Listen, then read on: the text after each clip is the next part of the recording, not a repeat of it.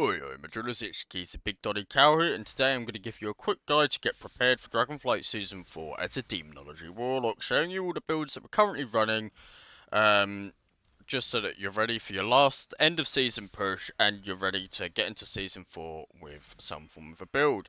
So let's get right into it. Your current stat priority, you want to go and focus crit and versatility, and haste and mastery, kind of between the two. Eventually in Season 4, we should be able to equalise most of this to about 30%, which will be amazing. And in terms of gear, like, you know, if you can get the Nymue stuff or the Iridale stuff, those are both excellent choices. Trinkets, I'd go Belor'Relos and Nymue's. Most of the stuff's kind of eh. If you got a Pips badge, for example, not exactly the worst thing in the world to have. Actually, a pretty decent choice. But I would prioritise the two unused trinkets if possible. Embellishments, we're currently running with Lariat, and if you want to be more raid focused, I'd go for the Shadow Flame Tempered Armor patch. But if you want a bit more key focus, then I'd go for Blue Silk and Lining for the extra mastery, as mastery sees a lot more benefit in AoE situations.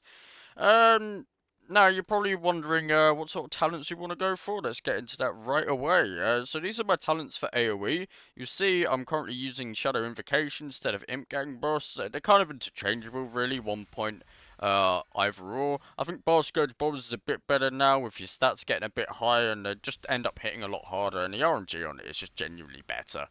Especially with a lot of the damage going away from implosion. I mean, there's still a lot of implosion damage, but it's just not as big as what it used to be. Remembering with your tier set, we're using the Season 3 tier set, which will continue on to Dragonflight Season 4. What it does is when you Demon Bolt something, it will get a dot on it, Doombrand, as I'm going to show you now. I'm just going to put my pets on passive, but look, here we go, Doombrand, 20-second dot, but for every soul shard you spend of Handle Gul'dan, even if it's a different enemy, look at the timer, 13 to 10, sorry. And yeah, every soul shard reduces the timer. So yeah, that's pretty good. As you can see, minor demons once again are not following primary demon commands.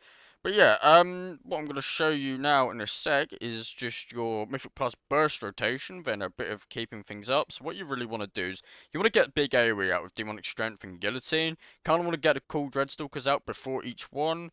With your big go, you want to fit, your Felguard and your Dreadstalkers into your Tyrant. You always be holding your Felguard for a Tyrant. You do not hold your Tyrant for a Felguard. You want to be making sure you use your Nymue stuff with your Tyrant. And yeah, I'm just going to go in and do a little bit of a go quickly. Okay, power siphoning on one thing. Just going to send that in. Going to go in for the Belor'Relos. Start it off quickly. Let's get the Grimoire Felguard out. Wonderful. Let's get a Doombrand going. It should be able to assist. If I can get to 10 imps, great. I can't. Racial and Tyrant, and then get Spin to Win going. Absolutely beautiful. That should have gone off. Oh no, we're using the Nimues. There we go. That's why I did go off. And beautiful. Now we just want to multi-dot everything. Getting our Doombrand spread around. Got Guillotine that's usable after this Fellstorm goes off. Can use the Guillotine. Get a nice implosion when you got 10 or more imps, really. And then when Tyrant's over, just implodes pretty much before your imps are going to expire. As you can see, I've got an imp timer here. And yeah, can get some really easy big damage out of it. Try not to overcap soul shards, but also try not to overcap demonic cores. I know I'm not explaining it well, I'm not demonstrating it very well, as I'm also trying to explain at the same time. But yeah, basically, everything is going to go off. As you can see, you do still get the implosion damage, you get big Fellstorm damage, you get Dreadstalker damage, big Doombrand damage as well. Handle Gul'dan also does a decent bit of damage. Then you got your Bile Scourge proc, which does happen occasionally. I know, like, you're probably thinking, well, Implosion did a lot more damage to him. Why wouldn't I go in for the Imp Gang boss? Well, basically, the Imp Gang boss, like, it's not going to give that much of a difference to Implosion comparatively. Like, yeah, you'll get one Imp back, but, yeah, it's not like how it used to be with the enhanced effect on the Implosion. Oh, no, of course. Of course! I'll show you the raid build in a sec when the game decides I'm allowed to get out of combat. Get this boomy stuff off me. But yeah, the raid build, it's quite a simple build. Okay, I'm not even allowed to show you it. Please bear with me 1 second. Here we go. Basically now, instead of guillotine, we've got immutable hatred. Instead of either shadow invoke or gang boss, we've now got shadow's bite for more demon bolt damage, and we also got sack souls. So the amount of demons we have increased the damage of our demon bolt. If we ignore the stupid smolder macro.